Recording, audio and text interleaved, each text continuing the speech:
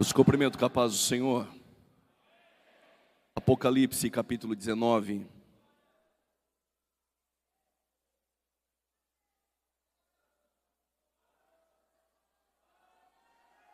Livro do Apocalipse, capítulo de número 19. Nós vamos ler a partir do versículo de número 6. Já quero agradecer a Deus pela sua benevolência, permitir que eu pudesse contribuir essa noite com extrema gratidão a essa igreja tão relevante no Brasil e no mundo. Externo essa gratidão ao pastor Gesser Góes, pastor Davi, obrigado pelo carinho, pela confiança, pelo convite. Trago saudações do meu pastor presidente, pastor Paulo Freire, e da nossa igreja em Campinas. Deus abençoe aos demais pastores. Extremamente feliz em poder estar aqui pela primeira vez. Já acompanhava pelas redes sociais, agora tenho o prazer de poder estar juntamente aqui com os irmãos. A partir do versos de número 6, diz o texto bíblico: Então ouvi o que parecia ser a voz de uma grande multidão, como que a voz de muitas águas, como de fortes trovões, dizendo: Aleluia! Pois já o Senhor, o Deus Todo-Poderoso, reina. Alegremo-nos, exultemos e demo-lhes glória, porque vindas são as bodas do Cordeiro, e já sua esposa se aprontou. E a ela foi permitido vestir-se de linho finíssimo, resplandecente e puro, porque o linho fino são as justiças dos santos. Então o anjo me disse: escreva: Bem-aventurados aqueles que são chamados à ceia das bodas do Cordeiro. E disse-me: são estas as verdadeiras palavras de Deus. Ainda de pé, livro do Êxodo, capítulo 6, por gentileza. A partir do versículo de número 2, livro do Êxodo, capítulo 6. A partir do versos de número 2, diz assim o texto: Falou mais Deus a Moisés e disse: Eu sou o Senhor. E eu apareci a Abraão, a Isaque e a Jacó, como Deus é o Shaddai, o Todo-Poderoso, mas pelo meu nome, o Senhor, eu não fui perfeitamente conhecido. Antes de ler o versículo 6 e 7, a palavra Senhor está com todas as letras maiúsculas em sua Bíblia. Se assim está, diga amém.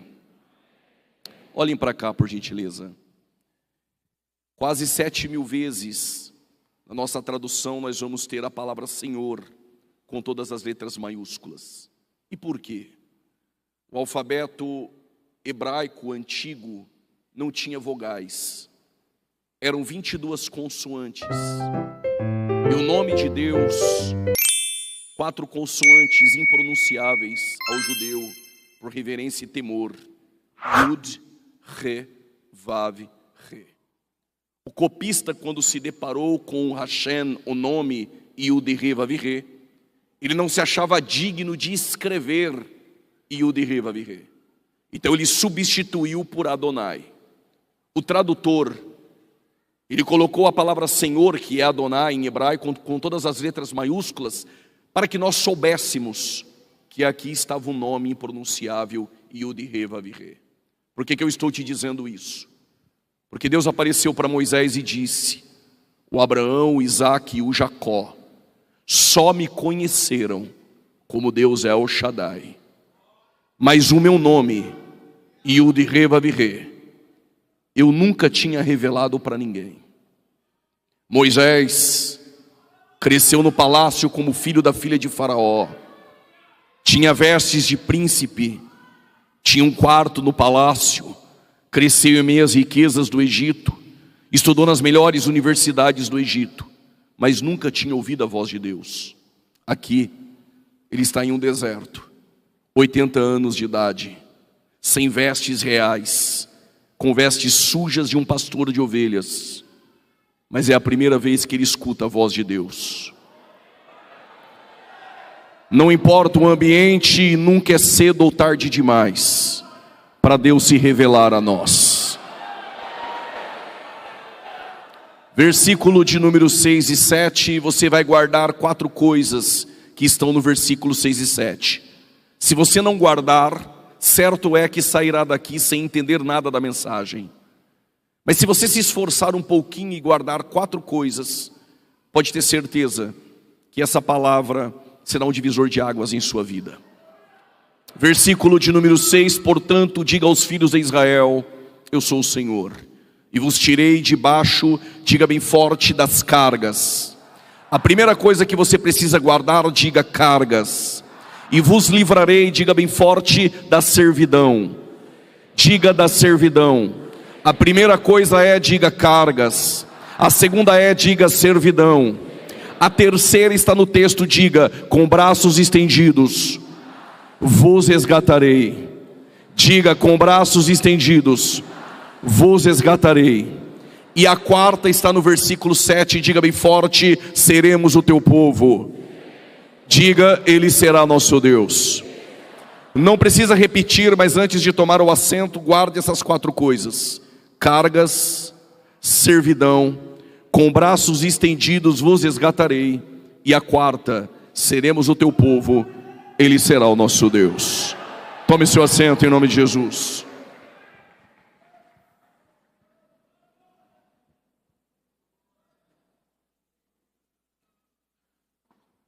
Após a queda do homem no Éden, após a tragédia da queda, Deus ele desce na terra de Ur dos Caldeus, comumente chamada de Mesopotâmia. E quando Deus desce na terra de Ur dos Caldeus, Deus tem um projeto. E este projeto é formar uma grande nação, para que através dessa nação venha o Messias. E o Messias venha dessa nação para salvar a humanidade. Deus poderia escolher uma nação pronta, mas Deus não quer uma nação pronta. Deus sempre vai começar através da vida de um homem e através da vida de uma mulher. Você poderia pegar o seu projeto e colocar na mesa e dizer, é assim que eu quero. Mas é Deus que entra na história do homem, coloca o projeto dele na mesa e diz, é assim que eu quero. Quando Deus ele chama Abraão, há algo paradoxal e aparentemente contraditório no texto. Deus ele quer formar uma grande nação, mas ele vai chamar um homem de uma família idólatra. O Abraão ele tem uma descendência idólatra, uma prole idólatra. Mas Deus ele chama um homem de uma família idólatra, ele quer formar uma grande nação, mas ele vai escolher a esposa deste homem que tem um ventre estéril para formar uma grande nação. Há algo improvável e contraditório no texto. Deus quer formar uma grande nação, mas ele vai começar essa nação através do ventre estéril. E por quê? Porque o Deus que nós servimos é o Deus que trabalha em meio às improbabilidades. Quando ele quer formar uma grande nação, do ventre estéril de Sara, esposa de Abraão, nasceu Isaque. Quando ele precisava do desdobramento dessa nação, do ventre estéril de Rebeca, esposa de Isaque, nasceu Jacó. Quando ele precisava de um governador no Egito, do ventre estéril de Raquel, esposa de Jacó, nasceu José. Quando ele precisava de um avivamento em Israel, do ventre estéril de Ana, esposa de Eucana, nasceu Samuel. Quando ele precisava de um libertador na tribo de Dan, esposa de Manoá, estéril, nasceu Sansão. Quando ele precisava de uma voz para clamar o deserto, do ventre estéril de Isabel, esposa de Zacarias, nascerá João Batista. Mas quando ele precisava salvar a humanidade, não foi de uma estéril, eis que uma virgem, eis que uma virgem, eis que uma virgem conceberá e dará luz a um filho, e o teu nome é Emanuel, é Deus conosco essa noite. O teu Deus é o Deus das improbabilidades.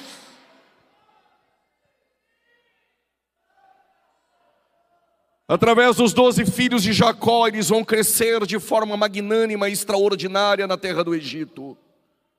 400 anos se passam, e o faraó que se levanta não se lembra quem foi José.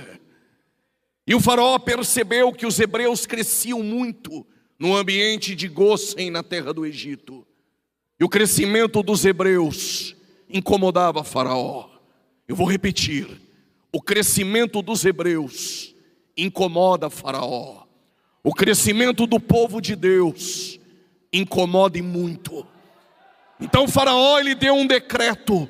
Qual o decreto de Faraó? Se eu não posso impedir o crescimento, eu aumento a carga do povo e eles irão parar de crescer. Mas diz o texto, quanto mais aumentava a carga, mais os hebreus cresciam. Quanto mais aumentava a carga, mais eles multiplicavam. Quanto mais aumentava a carga, mais eles frutificavam. Satanás precisa saber essa noite: quanto mais aumenta a luta contra a igreja, mais os crentes estão crescendo. Alguém levantou a mão? Mas os crentes estão crescendo. Quanto mais aumenta a prova, mais tem crente orando e dando glória a Deus. Quanto mais aumenta a perseguição, mais estamos orando e buscando a Deus.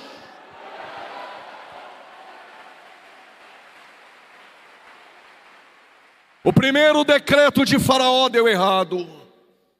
Ele não pode impedir o crescimento. Se eu não posso impedir o crescimento, então o que eu faço? Faraó lançou um segundo decreto: peça para as parteiras matarem todos os filhos do sexo masculino que nascerem entre as hebreias. Quem é espiritual vai pegar. Em tempo de crise, muita gente deixou de gerar. Eu vou melhorar. Em tempo de crise, de decreto, as tribos ficaram com medo de gerar. Naftali não gera, Zebulon não gera, Dan não gera, Issacar não gera, Rubens não gera, Manassés não gera, Efraim não gera, Judá não gera. Mas em tempo de crise, nem todo mundo é igual todo mundo. Arão e Joquebede da tribo de Levi disseram: se eles não geram, geramos nós. Se ele não evangeliza, evangelizemos nós. Se ele não dá glória, dê por você e por ele. Se ele não santifica, santifica você. Se ele não quer levantar a mão, levante você as duas e adore a ele. Adore. Oh glória, oh glória. 9 meses se passam, Joquebede vai gerar. Quando Joquebede gera um menino, diz o texto, as parteiras, quando viram o menino, sentiram temor. Leva isso para casa, mãe. O que é gerado em tempo de crise ninguém mata. Parece que alguém entendeu, eu vou repetir. O que é gerado em tempo de crise ninguém mata. Ministério gerado em tempo de crise ninguém mata. Filhos gerados no altar ninguém mata.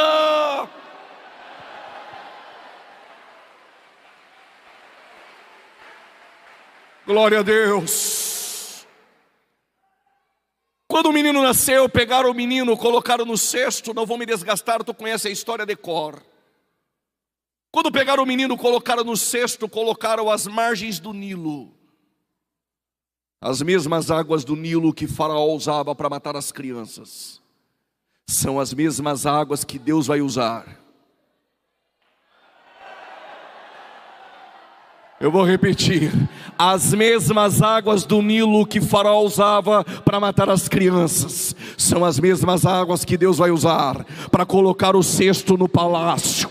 As mesmas águas do Nilo que Faraó usava para matar as crianças, são as mesmas águas que Deus vai usar para colocar o Moisés dentro do palácio. A mesma luta que te afronta é a mesma que te honra. A mesma prova que te persegue é a mesma que te dá crescimento. A mesma perseguição que te afronta é a mesma que te leva para o centro da vontade de Deus.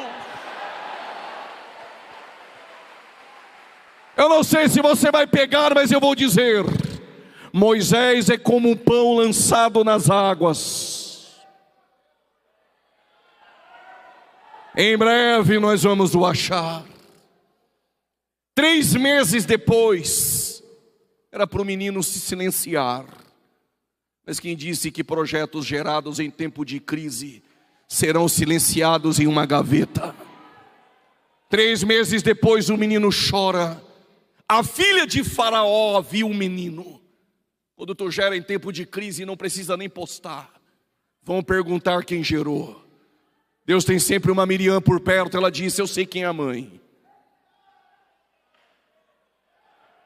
Então me leve até a mãe. Quando a princesa encontrou a escrava Joquebede, vou parafrasear, ela disse: se tu der de mamar para o menino, eu te dou um salário. Escravo não tem direito a salário, mas quando tu gera em tempo de crise, Deus levanta até o ímpio para trazer recursos. Alguém acredita nessa palavra? Eu vou repetir: o que é gerado em tempo de crise, Deus levanta até o ímpio para trazer recursos.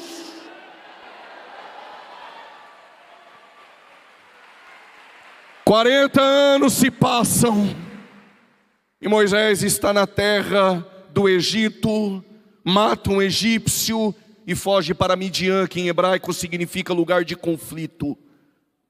Ele escondeu o egípcio debaixo da areia. O que é escondido debaixo da areia culminará em um ambiente de conflito. 40 anos em Midian, conheceu Jetro, o seu sogro, se casou com Zípora, agora é pastor de ovelhas. Está todos os dias no deserto, todos os dias cuidando de ovelhas. E o que Moisés mais vê no deserto é sarça. Quando eu fui para o Egito, eu disse para os irmãos: chegando lá, vou tirar foto da sarça, vou mandar para todo mundo.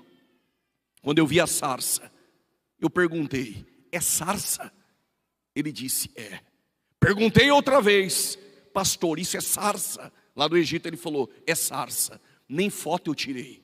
Sarça é comum, insignificante, sem aparência. Sarça não chama a atenção de ninguém. Moisés está acostumado a ver sarça. O que ele não estava acostumado a ver era a sarça pegando fogo por fora, sem se consumir por dentro. Parece que tem assembleiano aqui que ama o fogo. Se aumentar o nível do glória, eu conto sobre o fogo. Gênesis capítulo 15, Deus fez uma aliança com Abraão por intermédio do fogo. E por quê? Hebreus 12, ele é fogo consumidor. Êxodo capítulo 3, Deus falou com Moisés em uma sarça de fogo. Êxodo capítulo 13, a partir do versos 31, a coluna no deserto era uma coluna de fogo. Primeiro livro dos Reis, capítulo 18, versos 38. Deus respondeu a Elias com fogo. Levítico 6, versículo 12. No altar há um fogo que queima continuamente e não apagará. Jeremias 23, 29. A tua palavra é fogo. Zacarias 2, versículo 5. O Senhor é um muro de fogo. Mateus capítulo 3, versículo 11. Eu só batizo com água, mas tem alguém. Parece que você conhece. É mais poderoso que o pregador, é mais poderoso que João Batista. Quem é ele? É aquele que vos batizará com Espírito Santo e fogo.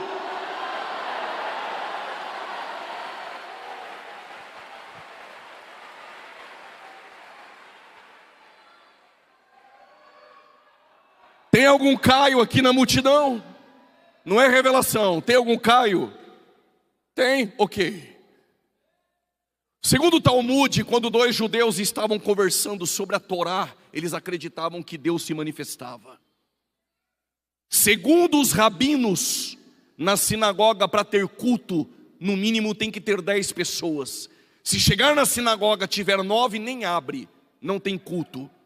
Aí Jesus falou: se tiver 1 ou 2 ou 3 na de Canaã, tem culto. No caminho de Emaús tem 2. Falando de quem? Falando dele. Ele apareceu. Quando ele apareceu, diz o texto, ele discorria acerca das Escrituras. O coração ardia. Por causa desse aleluia eu conto, irmã. A palavra arder no grego é caio, só para quem gosta. E caio significa pegando fogo. Sabe por que tu gosta do fogo? Sabe por que a gente não vai deixar o fogo apagar? Porque foi Deus que acendeu em Pentecostes e está em nosso meio essa noite.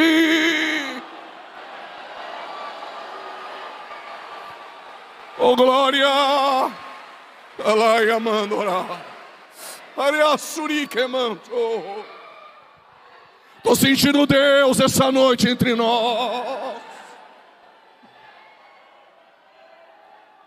Quando Moisés viu a sarça, Moisés se aproximou da sarça. O cabelo dele não é mais do Egito, a roupa dele não é do Egito, o falar dele não é mais do Egito. Mas Deus disse: tira a sandália, porque se tiver isso aqui do Egito, eu não te uso. Eu vou melhorar. Não tem cabelo do Egito, não tem roupa do Egito, não fala mais como egípcio. Mas se debaixo da sandália tiver um grão do Egito, uma poeira do Egito, eu não te uso. E por quê? Porque o Deus que te chama, Ele é santo, e a terra que tu pisa é santa. Ele é santo. Tira as sandálias, Moisés. Mas tem um contexto histórico aqui, eu preciso trazer como lição. Moisés cresceu em um ambiente politeísta, que é o Egito. E no Egito, quando adoravam-se as divindades que lá estavam, os egípcios tiravam as sandálias em reverência. Quando Deus disse: tira as sandálias, a mensagem que Ele manda para Moisés é: tira as sandálias, porque o Deus que te chama é o único Deus verdadeiro em toda a terra. Eu vou te usar, Moisés. E Moisés colocou algumas objeções. Permita-me. Primeiro, que não sei falar. Segundo, que não tenho nenhum nome. E terceiro, quem sou eu? Comum, sem aparência, insignificante. Será que Faraó vai dar atenção para mim? Será que o homem mais poderoso da terra vai me dar atenção? Primeiro, Moisés, tu não vai no teu nome. Não é porque você prega bem, não é porque você canta bem, não é na tua habilidade, não é na tua força, não é no teu nome. Diga, Moisés, que R.E. Asher, R.E. te enviou. Diga que o eu sou o que sou, serei o que serei, te enviou. Não é no teu nome, é no nome dele. Não é na tua habilidade, é no poder do nome dele.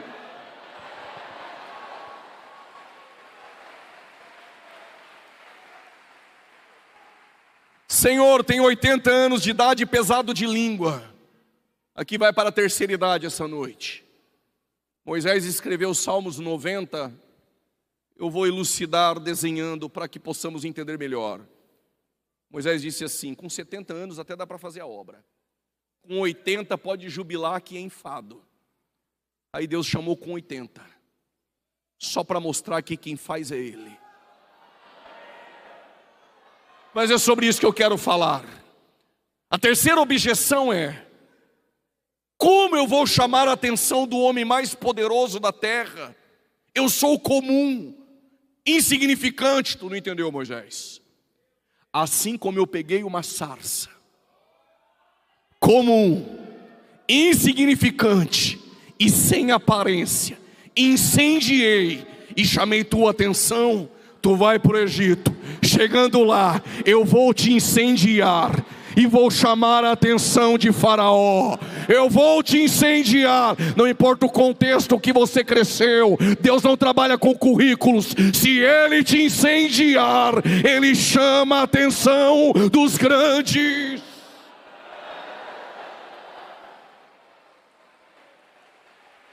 Moisés, tu vai para a terra do Egito. E chegando lá, eu quero uma festa. Deus quer o quê? A festa tem por nome Páscoa. Antes de deixar o Egito, vocês vão comer a Páscoa no chão. E os judeus fazem isso até hoje. Por que no chão? Só para lembrar que nunca tiveram uma mesa quando foram escravos no Egito. Por causa desse glória, que o mesmo sentimento esteja em nós. Quem nós éramos e o que o sangue do Cordeiro nos fez tornar. Quem nós éramos e o que o sangue do Cordeiro nos fez tornar. Não quero baixar o nível, mas eu vou só um pouquinho. Quem nós éramos era para agora estar com ressaca, sem dinheiro, ter enchido a cara no carnaval, endividado, sujo, cheirando mal, mas agora está aqui por causa do sangue do Cordeiro, bonito, cheiroso, dando glória a Deus, feliz e com a conta bancária na eternidade. Oh glória! Oh glória! Quando vocês forem comer a Páscoa, Moisés, como é uma igreja inteligente, não vou nem me desgastar. Os elementos na Páscoa, pão sem fermento, ervas amargas, mas vocês vão beber 4 cálices. E em toda a Páscoa se bebe 4 cálices. Quando beber o primeiro, vocês vão lembrar das cargas. Quando beber o segundo, vocês irão lembrar da servidão. Quando beber o terceiro, lembre-se, com braços estendidos vos resgatarei. E quando beberem o quarto, vocês darão um grito: nós somos o teu povo. E eles acreditam que Yud-Re Vav-Re responde: e eu sou vosso Deus. Era numa quinta-feira. Centenas e centenas de cordeiros estavam sendo sacrificados e imolados no templo em Jerusalém. Qual era a festa? Era a Páscoa. Era a última Páscoa que Jesus estaria com os discípulos. Mas ele não subiu para o templo. Ele queria se reunir com os 12 antes de ir para o Gólgota. Pediu para Pedro e João acompanhar um homem com um cântaro. Este homem iria os levar para dentro de um cenáculo. Quando Jesus chega no cenáculo, estão os 12 no chão. Não tem mesa, não tem cadeira. Eles sentam com as pernas para trás, o braço esquerdo no chão para apoiar. Isso nos faz refletir que existe uma possibilidade de João estar ao lado direito de Jesus. E por quê? Com as pernas para trás, com a mão esquerda no chão, eles colocam a cabeça no peito de quem está ao lado esquerdo para apoiar. É por isso que João está com a cabeça no peito de Jesus. É provável que Judas está ao lado esquerdo de Jesus. Como eu sei disso, o primeiro bocado de pão entregue pelo anfitrião da Páscoa é entregue para o convidado de honra. E o convidado de honra senta ao lado esquerdo. Quando Jesus ele está com os discípulos, ele expressa um sentimento: desejei muito estar convosco nessa Páscoa. Quando ele termina de dizer isso, Lucas 22:17, ele pega o primeiro cálice que representa para os judeus a carga, ele bebe. Ele passa para os 12 bebem o primeiro cálice, que está em Lucas 22:17. Quando eles terminam de beber, todo judeu faz isso. Entre o primeiro e o segundo cálice, entre o cálice das cargas e da servidão, todo judeu parte o pão. Quando Jesus ele parte o pão, há uma murmuração em volta da mesa. Qual a murmuração dos discípulos? Eles estavam discutindo: quem é o maior? Será que não é a mesma discussão que acontece em nosso Brasil? Quem é o maior? Quem prega mais? Quem canta mais? Quem ensina mais? Mas se tu visitasse a casa de um judeu e lá tivesse 4 escravos, o mais indigno dos escravos, quando você chegasse, ele iria tirar as tuas sandálias e lavar os pés. Lavar os pés é papel de escravo. Enquanto eles estão discutindo quem é o maior, o nosso Deus que se fez carne e não deixou de ser Deus, tirou o vestido, pegou a toalha e uma bacia e vai fazer o papel de um escravo. Vai lavar os pés dos discípulos para ensinar algo para eles e para nós essa noite. O maior no reino não é só o que prega, não é somente o que canta, não é somente o que aparece. O maior dentro do reino ainda é aquele que serve. Eu vou repetir: o maior dentro do reino ainda é aquele que serve.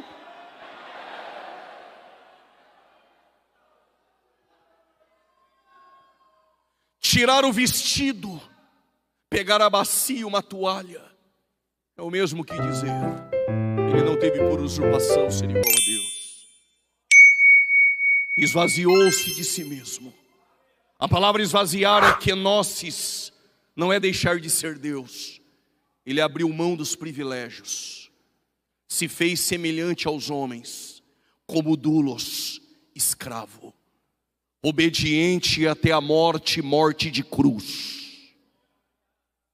Mas Deus o exaltou soberanamente, soberanamente, soberanamente, e lhe deu um nome que é acima de todos os nomes. E chegará o dia em que todo carnaval, em que todo ímpio, em que todo ateu, em que todo crente dobrará o joelho e confessará: Ele é Senhor. Ele é Senhor. Quando ele vai lavar os pés de Pedro, Pedro tirou os pés. Até eu. Isso constrangeu Pedro. Como pode o Senhor, sendo o Senhor, lavar os meus pés? Pedro, se tu não deixar eu lavar os teus pés, tu não tem parte comigo. Então nos dá um banho essa noite. O que eu faço agora tu não entende, Pedro, mas tu entenderá depois. Quando ele pega o pão, ele parte o pão, depois de lavar os pés dos discípulos, ele disse: um de vós há de me trair. E ficou esse silêncio, que eu também gosto. E no meio desse silêncio, Pedro, ele fez um gesto para João. Permita-me parafrasear, pergunta para o chefe quem é. E o João está ao lado de Jesus com a cabeça no peito dele e perguntou: quem é? Jesus responde para João: aquele a quem eu der o primeiro bocado de pão. Aleluia, tu vai dar agora. Tem muita gente em volta da mesa, mas escutar os sussurros dele, só aqueles que são mais próximos. Parece que alguém lá no fundo entendeu, eu vou repetir, eu vou melhorar. No culto há uma multidão, mas ter a sensibilidade de ouvi-lo na alma, só aqueles que são mais próximos dele.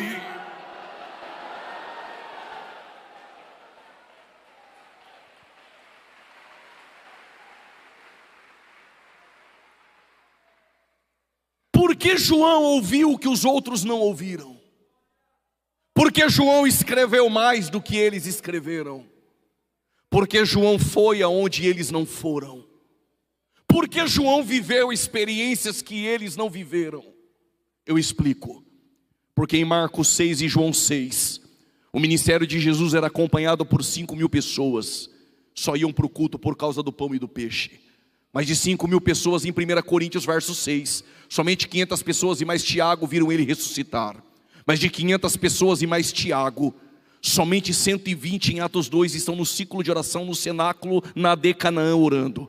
Mas os 120, só 70 em Lucas 10, vão para o evangelismo depois da escola bíblica. Mas os 70, só 12 andaram com ele. Mas dos 12, só 11 tomaram ceia. Mas dos 11, só 3, Pedro, João e Tiago, foram para a casa de Jairo, para o Monte da Transfiguração e para o Getsemane. Mas dos 3, nos pés da cruz, só tem João. Aí tu pergunta, por que João viu o que eles não viram? Foi aonde eles não foram. Subiu aonde eles não subiram. Quer ver o que eles não viram? Quer ter experiências que eles não tiveram? Vai com Jesus até o fim.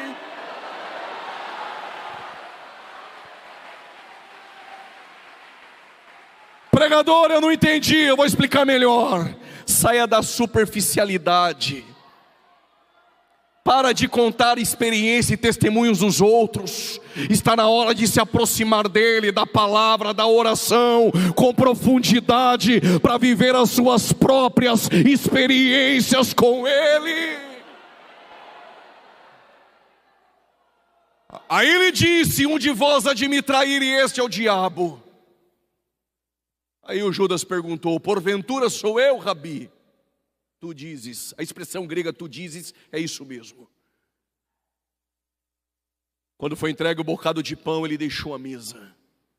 E por que quando foi entregue o bocado de pão ele deixou a mesa? Permita-me com todo respeito. Por que culto do louvorzão no Brasil enche mais que o culto da palavra? Porque no louvorzão todo mundo levanta a mão, sente arrepios e fecha os olhos. Na hora da palavra, que o pão é partido, revela o coração daqueles que estão em volta da mesa. Eu vou repetir, é porque culto da palavra separa homens de meninos. Vou repetir, culto da palavra separa homens de meninos. Só quem ama a palavra essa noite, só quem ama o pão vivo que desceu do céu.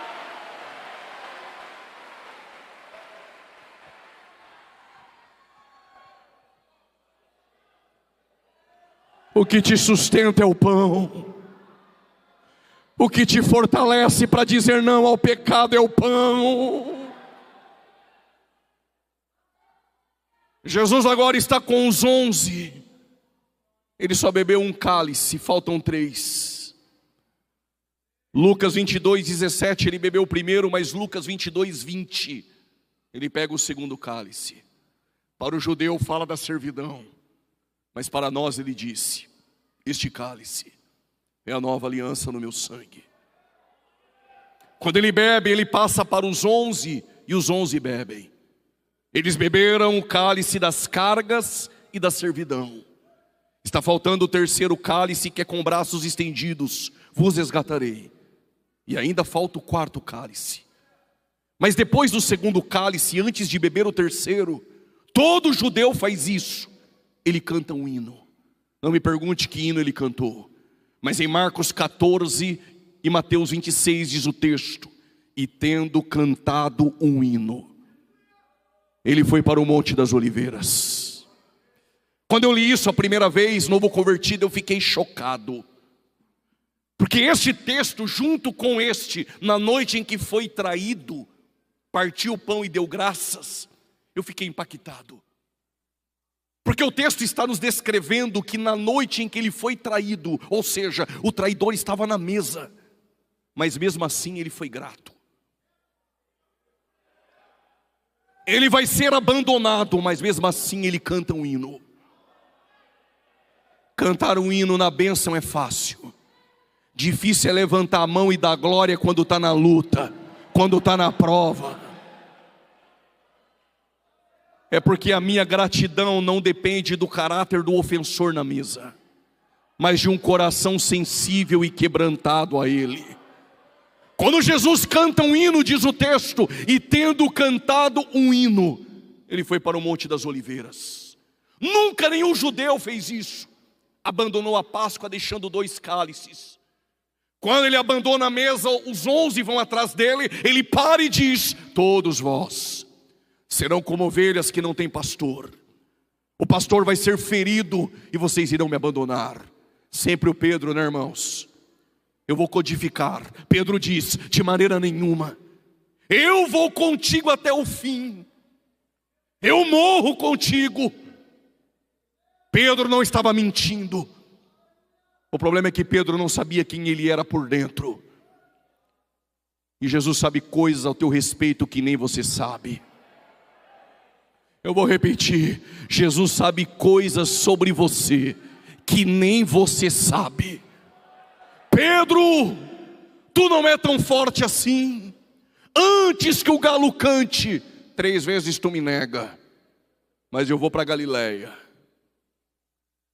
Uns jovens, depois de assistirem 30 ou 40 vídeos no YouTube, aí passaram a acreditar agora que Judas foi decretado a trair e que Pedro teve a escolha de assim não fazer. Isso é uma inverdade. E leva isso para casa até o arrebatamento da igreja. A diferença de Pedro e de Judas não é que Judas foi decretado, é que a porta que você bate após a queda define a tua restauração. Alguém entendeu e precisava escutar isso essa noite?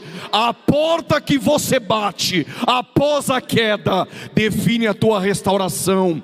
Judas bateu na porta dos homens com 30 moedas, eles disseram: se vira. E Pedro foi para Galileia. Por que para Galileia? Jesus disse que estaria lá. Por que para Galileia? Foi no mesmo lugar que Jesus disse há 3 anos antes: farei de ti pescador de homens. Ele não desistiu de você. Ele levou Pedro, João e Tiago para orar e deixou 8 no pé do Getsemane. Eu sei que essa igreja é uma igreja bíblica e por isso digo isso muito tranquilo. O Getsemane parecia, não era, parecia um tabernáculo. Por quê? Porque ele deixou 8. No átrio todo mundo fica, mas no lugar santo só alguns. Segura. Mas o sumo sacerdote, só ele poderia ir no Santíssimo. Aí Jesus disse: ficai aqui, que eu vou além orar. Segura. Só que no Santíssimo, o sumo sacerdote tinha que ser da ordem de Arão, 8ª classe sacerdotal de Abias. Mas quem foi além orar é segundo a ordem de Melquisedeque. E quando o sumo sacerdote vai no Santíssimo, tem que aspergir sangue. Pondera, Lucas é médico, ele disse: dos poros da sua face desceu sangue. Quando o sangue era aceito, a glória descia. Mas por que a glória não desceu? Porque a glória do unigênito do Pai estava de joelhos dobrados. O que desceu? Ele enviou um anjo. Por causa desse aleluia, enviar um anjo no Getsemane para servir Jesus era normal. Porque quando ele nasceu, quem o adorou? Os anjos. Quando ele ficou 40 dias e 40 noites sem comer e provavelmente sem beber, quem levou pão? Foi um anjo. Quando ele está no Getsemane em agonia, quem foi o consolar? Foi um anjo. Domingo pela manhã, quem disse para as Marias que ele havia ressuscitado? Os anjos. Em Atos capítulo 1, versículo 10 e 11, quando ele sobe a súmpita aos céus, quem disse que ele voltaria? Os anjos. Mas para pregar o evangelho, ele chamou eu e chamou você.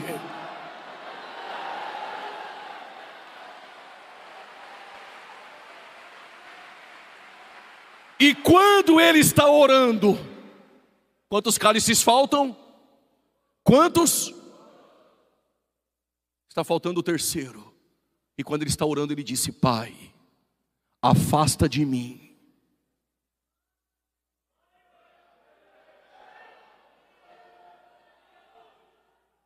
este cálice. Que cálice é esse? Era seu. O cálice da ira era meu. Mas ele vai no nosso lugar. Permita-me parafrasear, é por isso que quando Salomé está fazendo cuscuz, o João e o Tiago falou: maninha, peça para Jesus deixar eu e meu irmão sentar à esquerda e à direita do trono dele. E mãe vai, não vai? Ela foi. Chegou lá e falou: Jesus, tem como o Tiago e o João sentar uma à esquerda e uma à direita no teu trono? Só se passar pelo cálice que eu passar. Eu não vim aqui dizer para você que Deus vai dar vitória. Eu vim trazer para você pão vivo do céu.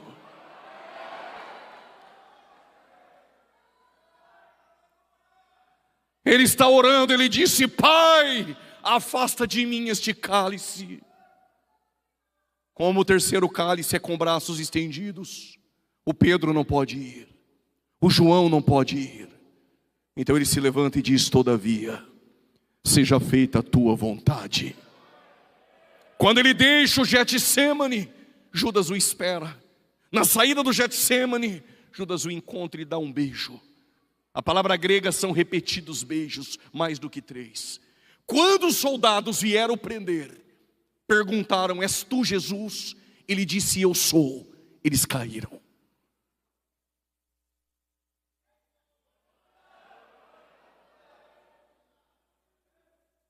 Se tivesse aumentado o nível do glória, eu contava essa. Mas se eu contar tudo hoje, vocês não me chamam mais. Pode contar? Por que eles caíram no eu sou? Porque se tu entrasse em uma escola rabínica em Israel e alguém perguntasse quem és tu, tu iria dizer Hani Talmidi, eu aluno. Você nunca poderia dizer eu sou aluno, porque o eu sou o que sou só ele é.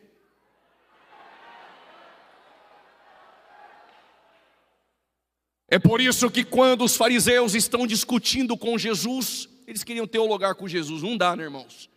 Aí eles começaram a se orgulhar dizendo, nós temos por pai Abraão, e o nosso legislador é Moisés. Jesus disse, antes que Abraão existisse, eu sou. A palavra grega que Jesus usa, o eu sou, é egoimi no grego. Pela Septuaginta é a mesma expressão de Êxodo 3,14. Eu vou facilitar. Quando eles estavam dizendo, tu é quem? Filho de José o carpinteiro, de Maria, pode vir alguma coisa boa de Nazaré?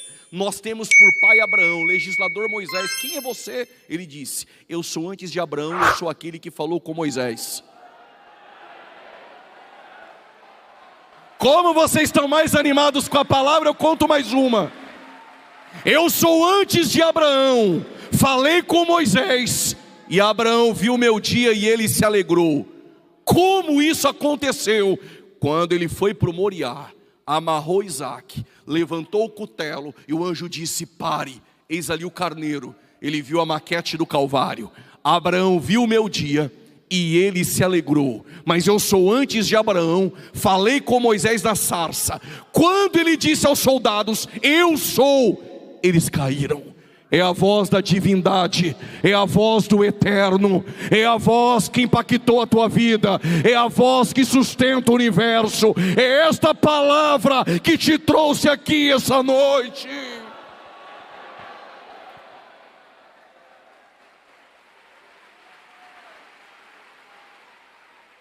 Escute, ele se entregou aos soldados, mas ele disse, se eu quisesse eu pediria para papai, e ele enviaria 12 legiões de anjos. 12 legiões, cada legião dentro do contexto iâmago romano, são 72 mil anjos no total, porque a legião são 6 mil anjos. Ele tinha 72 mil anjos, 12 legiões, mas eu vou começar só com 12 homens. É comum eles, comum, imperfeitos, mas aquele que começou a boa obra, é fiel para terminar. Vocês me aguentam mais 13 minutos, digam amém. Quando ele se entregou aos soldados, levaram ele para a casa de Anás. Da casa de Anás levaram ele para o Sinédrio. Qual era o crime? Ele blasfemou contra o templo. O crime é religioso, Roma não aceita. Então arrumaram testemunhas falsas e disseram, ele se opõe contra César. Pilatos aceitou a acusação. Só que Pilatos não encontrou nele crime algum. Então, para se livrar de Jesus, enviou ele para Herodes. E Herodes, na frente de Jesus, queria um milagre. Jesus não fez milagre e não disse uma palavra a ele. Por quê? Porque milagre não é para autopromoção. E por que Jesus não disse uma palavra para ele? Por dois motivos. Só conto um, até para chamar eu outra vez para contar o segundo. Esse Herodes é aquele que arrancou a cabeça de João, amando de Herodias e Salomé. E quem arranca a cabeça de um profeta que vale metade de um reino, do patamar de João, não é digno de ouvir Deus. Então o que Herodes fez? Devolveu ele para Pilatos, mas Pilatos não encontrou nele crime algum, porque ele é santo. Por causa desse glória aqui, 2 Coríntios 5:21, Paulo diz, nele não há pecado. 1 Pedro 2:22, ele não cometeu pecado. João 6,69, ele é o santo de Deus. Hebreus capítulo 4, versos 15, em tudo foi tentado, mas sem pecado. Alguém poderia depois do culto me procurar e dizer, não vale. O Paulo, Pedro, João e o autor aos Hebreus joga no time de Jesus. Então eu vou trazer 4 que jogavam contra para ver se vale. Judas disse, traí sangue inocente. Não dê glória porque está 4-1. Cláudia Prócula disse, sonhei e sofremos por causa do sangue desse justo. 4-2. O Pilatos lavou as mãos e disse, o homem é justo. 4-3. Quase 3 da tarde no Gólgota, Um ladrão olhou e falou: tá certo, esse mal nenhum fez. Segura! Tu tá achando que eu andei em 5 estados para chegar aqui hoje, para empatar? Quando Jesus entregou ao Pai o Espírito, enquanto isso tu vai enchendo o pulmão de ar, tem um centurião 007 olhando e dizendo: verdadeiramente. Alguém já levantou da cadeira? Verdadeiramente, Ele é o Cristo, o Filho do Deus vivo. Ele é santo. Santo. Ele é santo.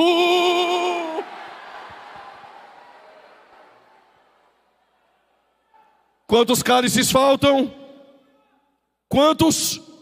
Ele está na cruz com braços estendidos. Aí ele disse: tenho sede. Os soldados pegaram vinagre. Pegaram o quê? A palavra grega é vinho azedo. Ele está com braços estendidos. Ele precisa tomar o terceiro cálice, porque ele precisa resgatar na cruz. Quando deram o terceiro cálice, ele diz: está consumado. Está pago. O que é ser resgatado? Ser resgatado é ser comprado. Um menino judeu com 13 anos de idade passava por uma celebração chamada de Bar Mitzvah. Bar, filho, Mitzvah, mandamento. Com 13 anos de idade, como filho do mandamento, depois de decorar 613 preceitos da lei, ele pode se casar. O menino judeu não completava 18 anos sem se casar. Ele ia até a casa da pretendente, batia na porta, os pais abriam, ele entrava. Ela fingia que não estava sabendo, mas estava. Quando ele entrava dentro da casa, ele olhava para ela e dizia: quer se casar comigo? Se ela dissesse eu quero, ele não pagava com nada além da prata. Tá pago o dote. Depois de pagar com prata, assinava o contrato e dava o suco de uva para ela beber. A moça, quando aceitava o casamento, bebia o suco de uva. Beber o suco de uva era dizer: sim, eu aceito. Enquanto ela bebia, ele era obrigado a fazer uma declaração de amor solenemente. Qual era? Na casa do meu pai, eu tenho uma morada para te levar. Igreja inteligente não dá nem para completar, vocês pegam antes. Ele deixou a eternidade. Eis que estou à porta. Tu abriu, ele entrou. Quando ele olhou para você, ele disse: quer se casar comigo? É porque no carnaval tem ficada, com Jesus é casamento. Vou repetir: no carnaval é fica daqui, fica de lá. Aqui com Jesus é casamento, é na alegria, é na dor, é na doença. Quando você aceitou o convite de casamento, ele não pagou com prato dote. Pedro diz: pagou com sangue. Tu tem um dono. Tu tem um dono. Tu tem um dono. E na ceia, quando você bebe o suco de uva, na ceia só bebe suco de uva quem disse sim, casou com Jesus. Quando você bebe, tem uma declaração de amor. Só para os casados com Jesus. Não se turbe o vosso coração. Crede em Deus e também em mim. Na casa do meu Pai eu tenho uma morada para te levar.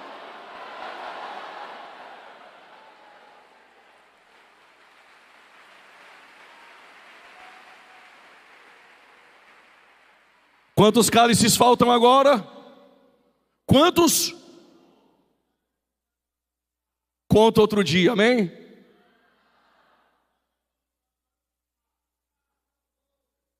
A qualquer momento. A qualquer momento. A qualquer momento.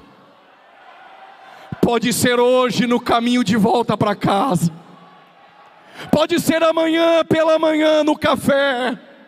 Pode ser que não dê tempo de entregar o microfone. Será dada uma palavra de ordem, com alarido e a voz de arcanjo, e a trombeta de Deus vai soar. Alguém ainda ama essa palavra? Eu vou repetir. Isso é a essência do evangelho. A trombeta de Deus vai soar. Os mortos ressuscitarão primeiro, e depois nós. E depois nós. E depois nós, e depois nós, os que ficarmos vivos, seremos arrebatados, encontraremos com eles nas nuvens, para um encontro com o Senhor nos ares.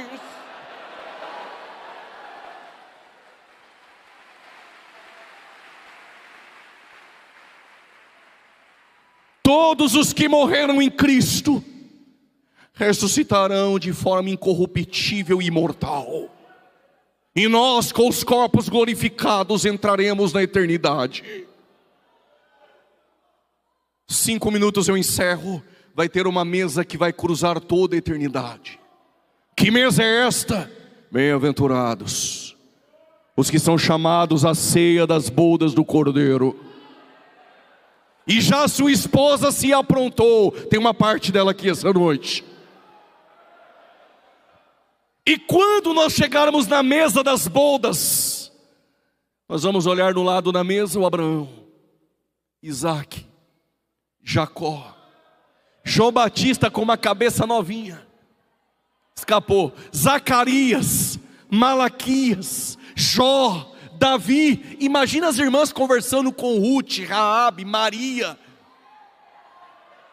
Paulo vai estar na mesa, o pastor Davi, esse crente aí do teu lado, os irmãos da mídia, esse crente com a mão direita levantada e dando aquele grito de glória.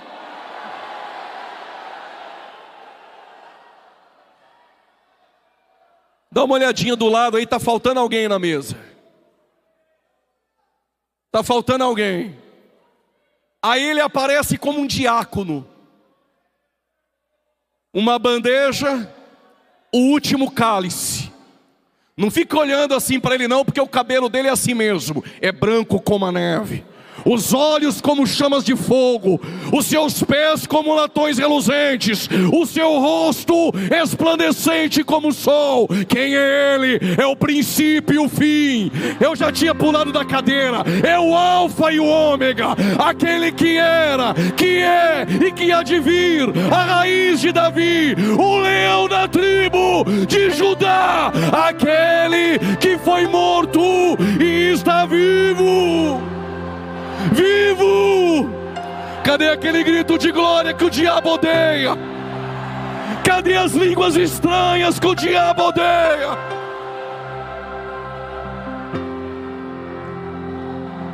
E que mandará, yasribe que mandará, ribe que mandará, basuri. Maranata, Maranata. Maranata, essa é a essência do Evangelho. Maranata, ora vem Senhor Jesus. Estou esperando você dar aquele grito de glória que o diabo odeia.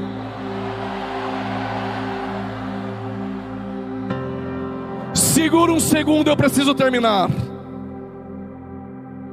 E sabe o que ele vai dizer para nós? Só entre nós. Eu não disse que eu não beberia mais do fruto da vide enquanto vocês não chegassem? E quando ele entregar o último cálice, só quem vai estar na mesa vai gritar bem forte. Vamos ensaiar? Diga bem forte: nós somos o teu povo. E ele responderá: e eu sou vosso Deus. Vosso Deus, vosso Deus, eternamente vosso Deus. Enche esse lugar de glória.